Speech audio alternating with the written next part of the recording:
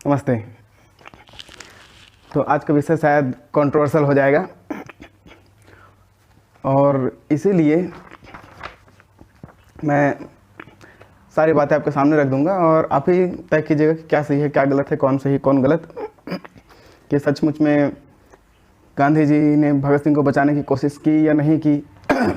क्योंकि सवाल यही था कि गांधी जी, मतलब मेरे पिछले वीडियो को देख के किसी ने कमेंट किया था कि मुझे गांधी जी अच्छे नहीं लगते क्योंकि वो भगत सिंह को बचा सकते थे किंतु उन्होंने बचाने की कोशिश नहीं की। तो मैंने सोचा कि चलो इसी बारे में बात करें और इसी को लोगों को बताएं कि सच में गांधी जी भगत सिंह को बचा सकते थे, उन्होंने कोशिश की कि नहीं की, या किन किन लोगों ने कोशिश की। और पूछने वाले ने तो मुझे ये पूछा था कि गांधी जी चंद्रशेखर आज़ाद और सुभाष चंद्र बोस को बचा सकते थे और उन्होंने बचाने की कोशिश नहीं की।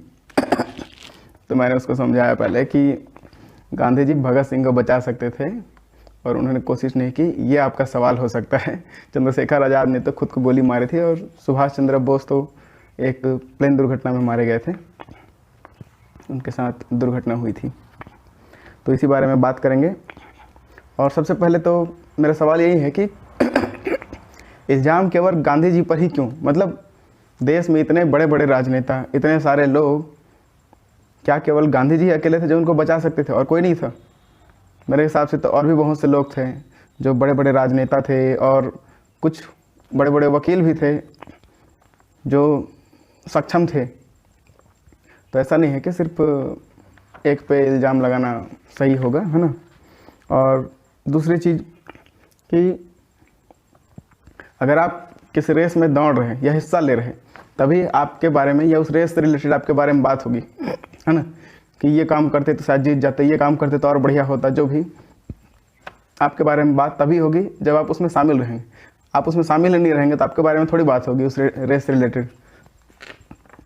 तो इन्हीं चीज़ों से आपको समझ जाना चाहिए था कि ऐसा नहीं है कि उन्होंने कोशिश नहीं की थी।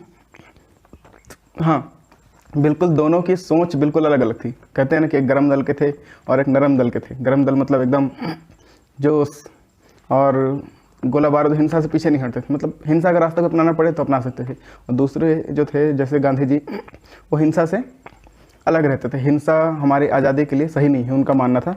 क्योंकि भगत सिंह के बारे में अगर बात करें तो भगत सिंह का सोचना था कि बहुत देख चुके,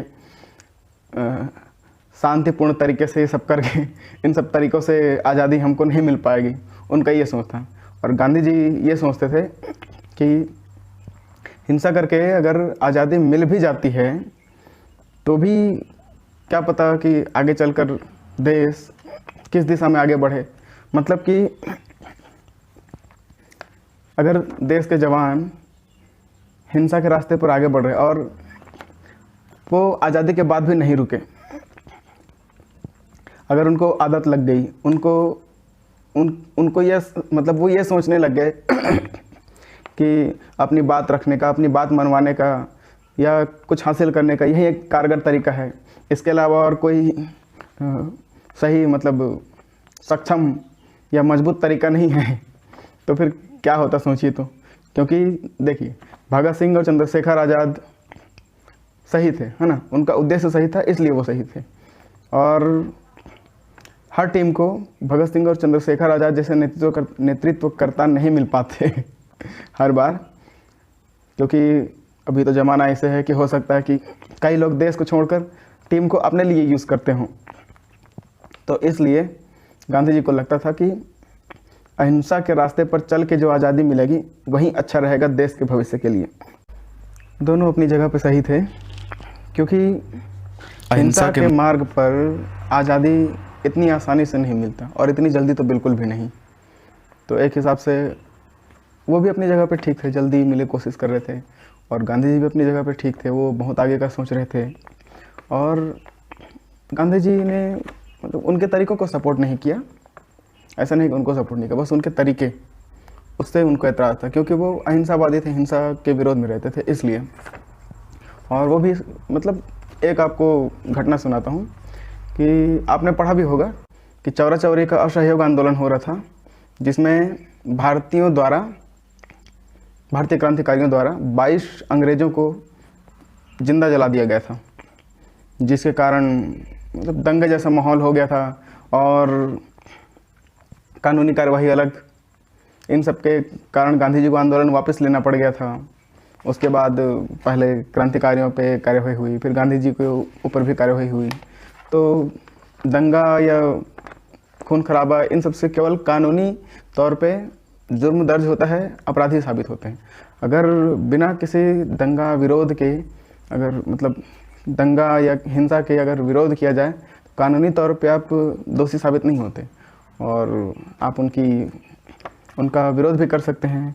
जैसे कि गांधी जी ने किया था सविनय अवज्ञा आंदोलन 1930 के आसपास, सविनय अवज्ञा आंदोलन।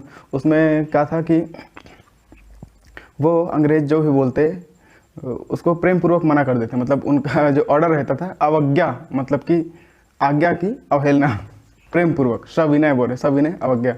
तो इस तरह से, और जो भी उस आंदोलन में शामिल थे वो भी ऐसे करते, चाहे वो उनके साथ काम करते, चाहे जो भी हो। मतलब अंग्रेज़ों के साथ काम करने वाला, चाहे ड्राइवर हो, चपरासी हो, कर्मचारी, नाई, जो भी हैं, सब सविनय अवज्ञा आंदोलन के साथ में थे गांधी जी के। अब 1930 में प्रथम में सम्मेलन हुआ जिसमें भारतीय राजनेताओं को शामिल होने हेतु निवेदन किया गया था, किंतु गांधी जी उस समय जेल में थे। लॉर्ड इरविन सुन नहीं रहा था, इसलिए वो पहुंच नहीं पाए। बाद में जब सम्मेलन जिन्होंने किया था, वहाँ के प्रधानमंत्री ब्रिटेन के मैकडोनल्ड ने सम्मेलन आयोजित किया था। उन्होंने इरविन से कहा कि गांधी जी को किसी भी हाल में अगले सम्मेलन में भिजवाइए। तो उसके बाद दोनों के बीच में समझौता हुआ। समझौते में इरविन के द्वारा कुछ शर्तें रखी गई, जैसे कि सम्मेलन में जाना है ये सब, और कुछ शर्तें गांधी जी के द्वारा रखी गई कि ये सब करोगे तब मैं जाऊंगा। उसी में गांधी जी ने कहा था कि सबसे पहले तो जितने भारतीय कैदी हैं उनको आप रिहा करेंगे।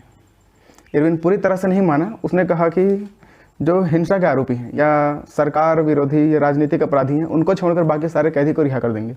मतलब कि सरकार विरोधी हिंसा के अपराधी, मतलब कि जैसे बम ब्लास्ट या हत्या के जो आरोपी हैं उनको छोड़कर बाकी सबको रिहा कर देंगे। गांधी जी ने इस चीज़ पे बहुत जोर दिया था, बहुत दबाव बनाते रहे कि भगत सिंह को भी छोड़ा जाए, क्योंकि वो भी उन्हीं में थे। सरकार विरोधी आरोपी उनको कहा गया था उस समय। और दूसरा था नमक का अधिकार, तीसरा धरना प्रदर्शन के लिए अधिकार दिया गया था। और इन सब के अलावा गांधी जी भी कुछ शर्तों को माने थे, जैसे कि द्वितीय गोलमेज आंदोलन सम्मेलन में भाग लें और ब्रिटिश सामान का बहिष्कार न करें। ये सब उनकी शर्तों को माने। और जितने भी लोग हैं, जैसे कि पुलिस पे कार्रवाई, पुलिस जो जाति कर रही थी उनका कार्रवाई के लिए गांधी जी ने लेख किया था, उन शिकायतों को वापस लेने हेतु तो गांधी जी भी माने थे। फांसी उनको देने का दिन तय हुआ था 24 मार्च को, और जनता के विरोध को देखते हुए उनको एक दिन पहले ही शाम को 23 मार्च को फांसी की सज़ा दे दी गई थी। और उससे कंटिन्यू 3-4 दिन पहले तक गांधी जी लॉर्ड इरविन के ऑफिस में उनके अधिकारी कर्मचारी को लगातार पत्र के माध्यम से खुद जा के मिलते रहे, कोशिश करते रहे लगातार 3 से 4 दिन तक। मतलब 21 मार्च, 22 मार्च, 23 मार्च कंटिन्यू वो लॉर्ड इरविन के ऑफिस में गए हैं उनको छुड़वाने के लिए। और बढ़ते प्रेशर को ही देख के, जनता के या गांधी जी के, इन सब को ही देख के ज़बरदस्ती उनके द्वारा एक दिन पहले भगत सिंह को फांसी दे दी गई। मतलब अंग्रेज ने कुछ भी कर सकते थे, वो किसी भी हाल में बस फांसी देना चाहते थे। नियम कानून को ताक पर किसी लिए एक दिन पहले ही फांसी दे दिए थे। और ऐसा नहीं है कि गांधी जी ने कोशिश नहीं की, बहुत कोशिश की थी, पर समझ नहीं पाते लोग। बाकी लोगों के बारे में क्यों नहीं कहते कि उन्होंने कोशिश नहीं की, इन्होंने कोशिश नहीं की। बहुत से लोग थे, सक्षम थे सब।